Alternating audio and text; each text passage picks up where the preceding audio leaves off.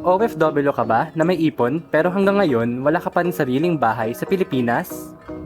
Let's talk about the top 5 real reasons kung bakit maraming OFWs ang natatakot mag-invest and paano ito malalampasan. Number 1. Takot ma-scam. Pinaka-common fear ng OFW. Baka mawala ang ipon sa fake agent or project. Solution? Always check developer and project legitimacy. Number 2. Wala sa Pilipinas. Nasa abroad ka, so paano ang documents and process?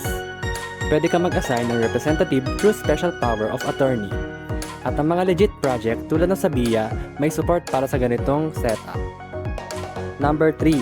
Takot sa monthly amortization. Marami ang hesitant sa buwan-buwan na bayad, pero may mga option ngayon na low down payment and flexible terms. Number 4. Wala pang balak umuwi.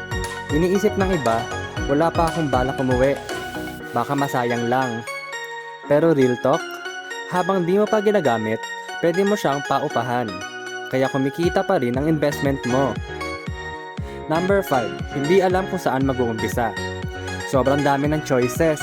Nakaka-overwhelm talaga. Pero ang sikreto, hanapin ang right guide at trusted advisor. Yung tutulungan ka, hindi lang magbenta.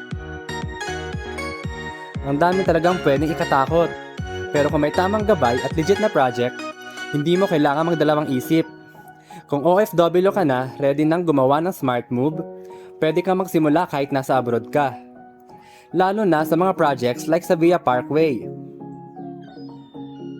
Mag-comment ka lang sa baba kung may tanong ka or gusto mong malaman ang next steps. At syempre, huwag kalimutang i-like, subscribe, at i-hit ang bell para sa mas marami pang tips para sa mga OFW home buyers.